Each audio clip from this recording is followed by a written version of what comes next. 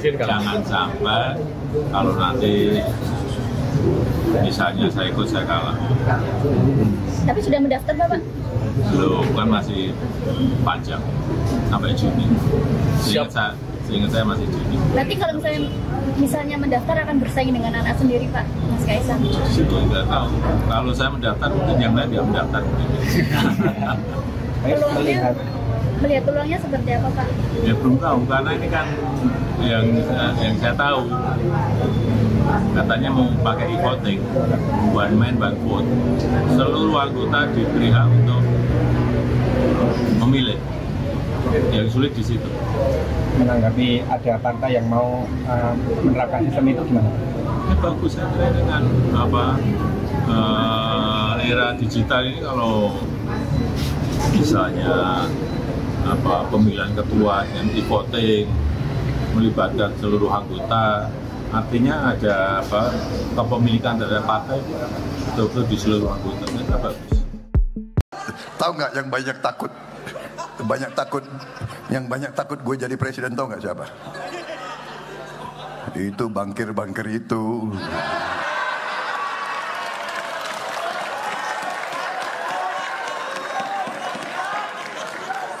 Kita minta kredit, susahnya bukan main. Aduh, gue ini jenderal ini, legend.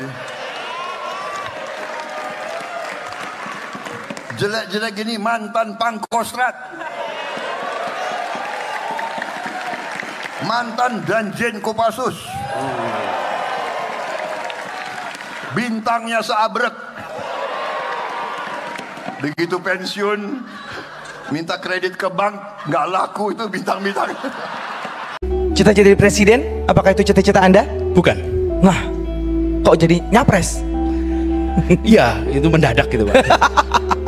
Saya bedakan antara cita-cita dan misi. Cita-cita itu sesuatu yang ingin diraih, sesuatu yang ingin dicapai. Jadi seperti tadi, saya ingin meraih apa? Meraih apapun yang saya kerjakan 3 kriteria. Tapi kalau menjadi pemegang otoritas di republik ini, itu persoalan misi, bukan persoalan cita-cita. Jika Anda bercita-cita jadi presiden, maka Anda akan keluarkan uang habis-habisan untuk bisa meraih perhatian publik dan kemudian bisa mendapatkan posisi presiden. Masuk akal. Itu jika Anda bercita-cita jadi presiden. Tapi jika Anda punya misi, maka Anda akan tulis gagasan. Anda akan buat langkah-langkah untuk apa? Untuk republik ini. Tidak memegang otoritas pun kita kerja untuk republik ini. Karena itu kita menyaksikan, misi ini adalah misi untuk membuat Indonesia lebih baik, dan akan jauh lebih efektif jika otoritas itu ada di tangan yang menurut saya kita punya misi yang baik. Dan di situ sebabnya saya katakan ini soal presiden bukan soal cita-cita, ini soal misi. Dan untuk soal misi saya katakan siap, saya akan jalani misi ini. Hi, welcome back to my channel AF Media. Bismillah, hari ini Kamis 5 Juni 2025.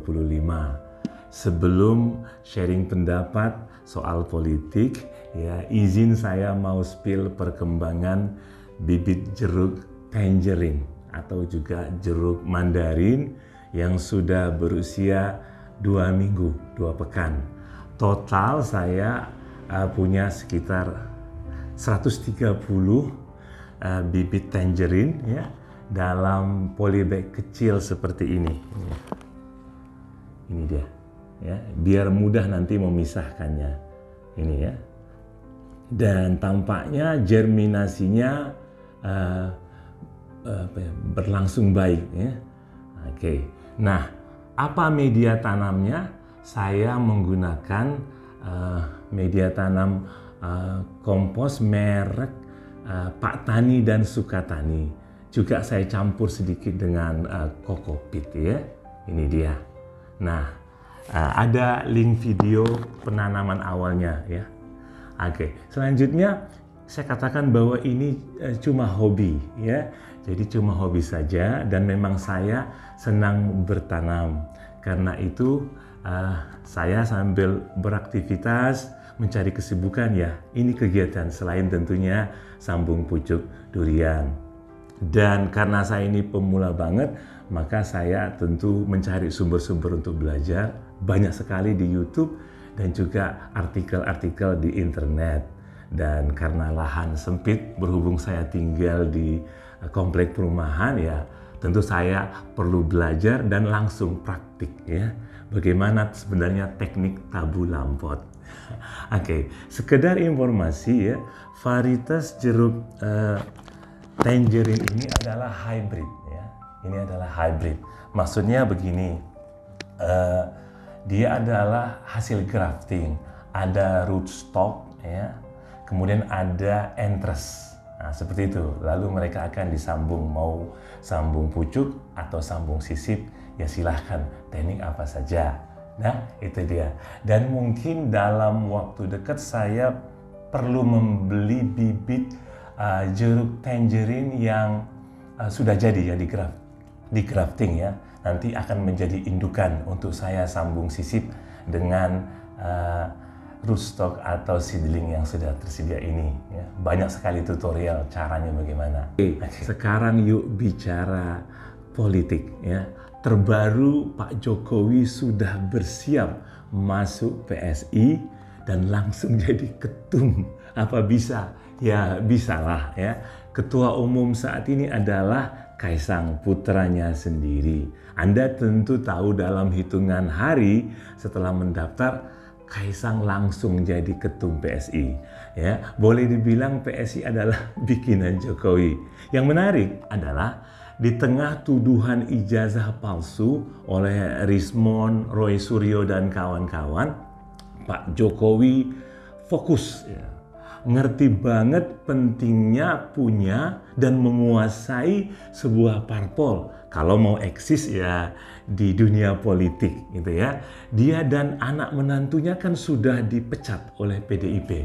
Maka kalau tidak jadi anggota suatu partai, ya kenapa tidak sekalian punya partai sendiri ya. Kelihatan jelas Jokowi punya perencanaan dan langkah politik yang terukur dan presisi. Dia tidak malu-malu kambing, ya. Termasuk jika bersaing dengan putra sendiri di PSI. Dan itu sah-sah saja, bagus ya. Oke, bacaan saya dengan menjadi ketum PSI, Jokowi ingin mempersiapkan diri dan keluarganya, tentu juga dengan kelompoknya, menghadapi Pilpres 2029. Termasuk nanti jika harus ya jalan sendiri, pisah dengan Pak Prabowo yang mungkin ya akan menggandeng KDM Gubernur Jabar saat ini ya, yang diprediksi ini popularitas dan elektabilitasnya akan terus naik dalam 4 tahun ke depan ya. Gibran memang terancam ya upaya pemakzulan oleh sekelompok purnawirawan TNI, tapi sekali lagi ya Gibran harus disiapkan untuk menjadi RI1, baik karena Presiden Prabowo berhenti di tengah jalan, mungkin suatu hal ya sakit atau meninggal dunia ya, dan itu tentu otomatis Wapres jadi presiden, atau dengan jalan kontestasi ya Pilpres di 2029 ya. Oke. Kalau dilihat sebenarnya semua pihak tengah mempersiapkan diri karena memang kerja-kerja politik sangat cepat dan dinamis. Lalu bagaimana dengan Pak Anies?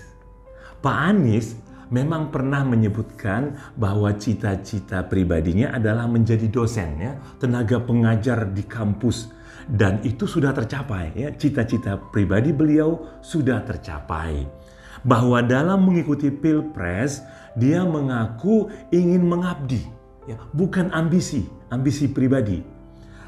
Terdengar ya mulia sekali ya, tapi jujur saja saya ini kurang sreg, agak kaget dan jadi khawatir gitu ya. Kenapa? Tolong panjenengan semua nilai alasan saya. Ya, berikut ini yang saya rangkum dalam 4 poin saja.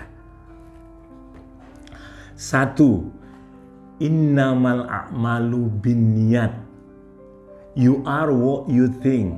Artinya semua amal perbuatan bergantung kepada niat.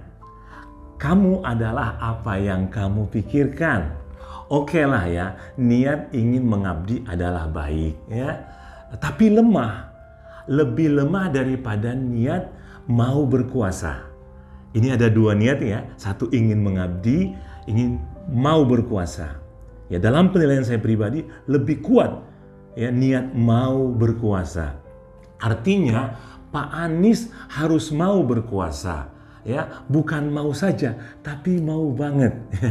Oke, jika kekuasaan ada di tangan, ya, maka niat mengabdi dan niat-niat lainnya bisa dilakukan, gitu loh. Ya, ini soal psikologi, ya, soal mentalitas yang akan sangat mempengaruhi nantinya semangat, energi, daya juang dan cara-cara dalam bertarung. Ya, kurang tepat menurut saya anggapan atau pendapat Pak Anies bahwa kalau seseorang bercita-cita jadi presiden, maka orang itu akan menggunakan uang, biaya yang besar, dan segala cara untuk menang. Wait, sebentar. Ya memang begitu kan caranya, cara mainnya. Ya, harus total, ya, all out, berani keluar modal besar, ya, jor-joran, ya. Bila perlu rangkul tuh para pengusaha besar untuk menyediakan biaya kampanye. Bukankah Prabowo sudah mengaku di acara Najwa bahwa punya kekuasaan itu adalah sangat penting, ya, termasuk untuk melancarkan bisnis. Maka nggak heran dia Prabowo melakukan tanda kutip segala hal agar menang, dan dia berhasil. Poin kedua, manjada wajada. Mental juara adalah kunci.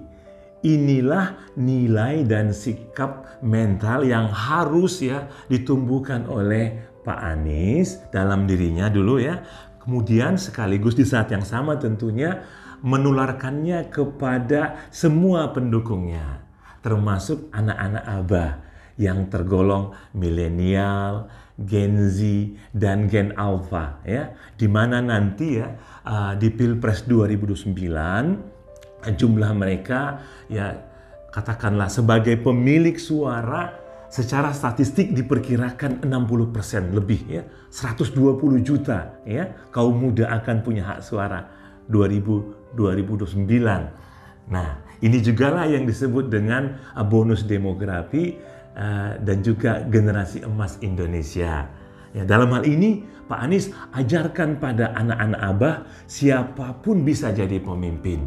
Ajarkan juga tentang kebaikan sistem meritokrasi dan sampaikan juga keburukan, yaitu nepotisme dan rasisme. 3, ya, roda pasti berputar.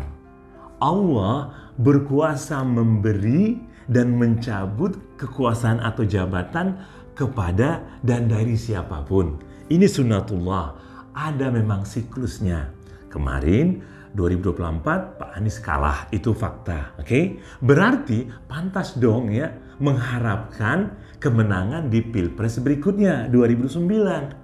Nah, tentu Pak Anies bisa belajar dari Pak Prabowo dalam hal daya juang jangka panjang. Juga belajar dari Donald Trump dalam hal daya serang. Bagaimana dengan Pak Jokowi? Ya bisa belajar dari ketenangan Pak Jokowi serta nggak ada malunya gitu loh. Mau maju lakukan gitu. Oke. 4, ini poin terakhir. Ikut klub motor ya punya motor. Artinya jelas kan Pak Anies harus bikin parpol sendiri atau setidaknya mendaftar menjadi anggota atau pengurus di parpol yang sudah ada. Jangan jadi freelancer terus ya, apalagi untuk bertarung jangka panjang seperti Pak Prabowo ya, yang memang wajib punya parpol. Lihat tuh Pak Amin Rais sudah sepuh tapi bisa kan bikin partai umat. Kalau Pak Anies punya parpol sendiri, maka itu menjadi rumah besar, wadah ya, atau kapal besar ya bagi semua pendukung. Ya, bisa juga untuk apa? Untuk membungkam ya para lawan-lawan yang sering menyebut Pak Anies sebagai gelandangan politik, ya, pengemis politik, dan ejekan-ejekan lainnya, ya. Oke. Nantinya ya, setelah buat partai dan sebagai ketum partai, Pak Anies bisa berdiri sama tinggi, sederajat dengan para ketua umum partai lainnya. Apalagi bisa berkoalisi, bisa dapat jabatan dan berkesempatan untuk ikut berkuasa. Ya enggak? Ya, ikut magang berkuasa, cari pengalaman, ya. Jangan lagi dong ya pengalaman pahit ya, proses pencalonan di Pilpres kemarin, juga pencalonan Pilgub Jakarta itu loh yang kemarin itu, sampai malam-malam itu penuh nunggu ya. Pak Anies ya sebelumnya ditinggalkan oleh Demokrat, kemudian ditinggalkan oleh PKS dan di PHP oleh PDIP. Menyakitkan dan malu ya. Kesimpulan akhir ya, niatnya jangan tanggung ya.